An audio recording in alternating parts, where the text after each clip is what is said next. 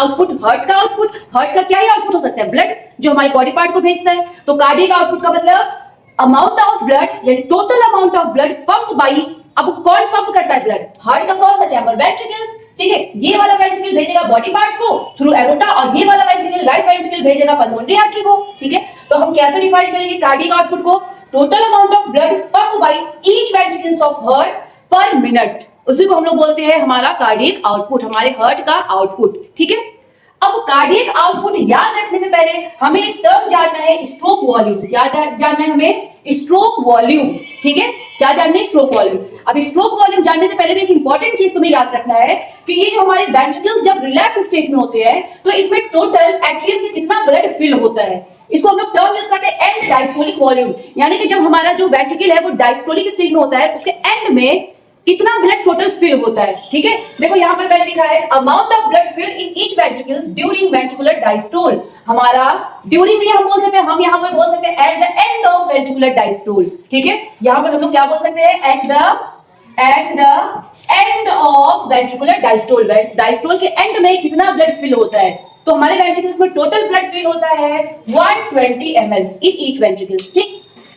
अब ये जो 120 ml ब्लड फिल हुआ, जब वेंट्रिकल्स कॉन्ट्रैक्ट करेंगे, यानी कि जब वेंट्रिकल्स में सिस्टोल आएगा, ठीक है, वेंट्रिकुलर सिस्टोल से कितना ब्लड पंप करते हैं, तो ये ब्लड पंप करता है 70 ml ब्लड पंप कर देता है बॉडी को, ठीक है, 70 ml ब्लड पंप कर देता है इन ईच स्ट्रोक, यानी इन ईच बीट। जब एक बार कॉन्ट्रैक्ट करेगा, ठीक है, मैंने बोला हार्ट बीट क्या होता है, जो साइकिल होता है, जो ड्यूरेशन होता है एक कॉन्ट्रैक्शन से दूसरी कॉन्ट्रैक्शन, तो जब एक बार कॉन्ट्रैक्ट करता है तो कितना ब्लड पंप करता है, 70 ml। इसी को हम लोग बोलते हैं स्ट्रोक वॉल्यूम, ठीक है, amount of blood pump by each ventricle during each heartbeat या during each contraction या during each stroke, इसे को हम लोग बोलते हैं stroke volume. Amount of blood pump by each ventricles during ventricular systole भी बोल सकते हैं, सिस्टोल यानी कॉन्ट्रैक्शन। तो तुम बोलो ड्यूरिंग ईच कॉन्ट्रैक्शन, या बोलो ड्यूरिंग ईच बीट, या बोलो ड्यूरिंग ईच स्ट्रोक। एक स्ट्रोक में कितना ब्लड पंप कर रहा है, कितना पंप करता है, 70 ml। एक बार कॉन्ट्रैक्ट किया 70 ml ब्लड बाहर आ गया, ठीक है, जिसको हम लोग बोलते हैं स्ट्रोक वॉल्यूम। तो स्ट्रोक वॉल्यूम क्या है, कितना ब्लड हमारा वेंट्रिकल पंप कर रहा है एक बीट में, एक स्ट्रोक में या एक कॉन्ट्रैक्शन में। कॉन्ट्रैक्ट करेगा तभी तो ब्लड बाहर आएगा, उसकी वैल्यू 70 ml, ठीक।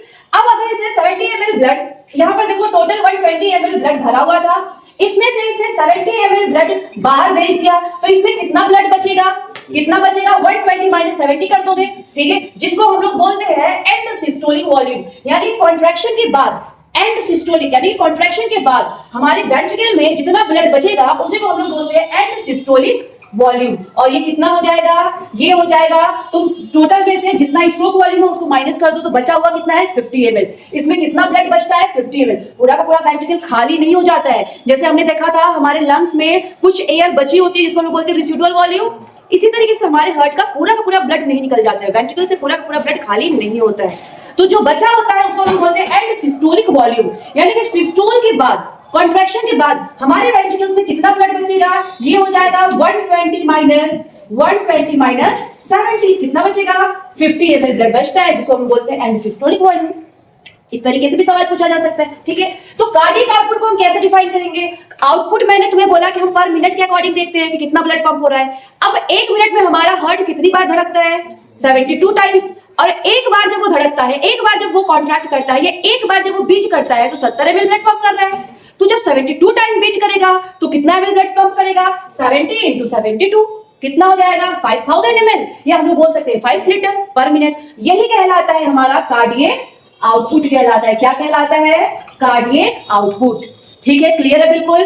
कार्डियक आउटपुट याद रखने का तरीका कि हमारा हार्ट जो है कितना ब्लड पंप कर रहा है, वही है उसका आउटपुट। कितनी देर में, 1 मिनट में। अब 1 मिनट में कितनी बार धड़केगा, 72 टाइम्स। एक बार जब धड़कता है तो 70 ml ब्लड पंप कर रहा है, तो 72 टाइम जब धड़केगा तो 70 into 72, यानी कि हो जाएगा 5000 ml। सिंपल है ना, यही है कार्डियक आउटपुट, तो इसको रट के रखना कार्डियक आउटपुट, ठीक है। अब देखो इसी तरीके से सवाल पूछा जा सकता है, अगर मैं तुमसे पूछूं स्ट्रोक वॉल्यूम को हम और कैसे डिफाइन कर सकते हैं। स्ट्रोक वॉल्यूम तो एक तो मैंने तुम्हें बताया कि एक स्ट्रोक में, एक बीट में, या एक कॉन्ट्रैक्शन में, या एक सिस्टोल में, सारा टर्म समझना, चाहे एक सिस्टोल बोलो, चाहे एक कॉन्ट्रैक्शन बोलो, चाहे एक बीट बोलो, ठीक है, चाहे एक स्ट्रोक बोलो, इन ड्यूरेशन में हमारा हार्ट कितना ब्लड पंप कर रहा है वही कहलाता है स्ट्रोक वॉल्यूम।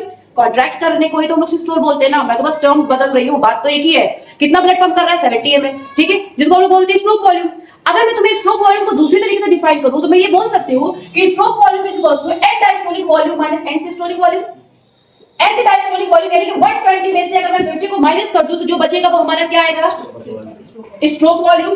तो स्ट्रोक वॉल्यूम को हम लोग इस तरीके से भी डिफाइन कर सकते हैं, इसको शॉर्ट में लिखते हैं एंड डायस्टोलिक वॉल्यूम, और इसको लिखते हैं इस तरीके से एंड सिस्टोलिक वॉल्यूम। तो मैं अगर स्ट्रोक वॉल्यूम को डिफाइन करूं तो क्या मैं ये लिख सकती हूं and diastolic volume minus end systolic volume, है ना। तो इसको भी याद रखना कि किसी भी तरीके से तुमसे एमसीक्यू पूछा जा सकता है। तो इसको याद। एक और इंपॉर्टेंट चीज है इजेक्शन फ्रैक्शन। ये बहुत इंपॉर्टेंट चीज है, एनसीईआरटी में तो नहीं दी है लेकिन इसको याद रखना। इजेक्शन फ्रैक्शन क्या होता है?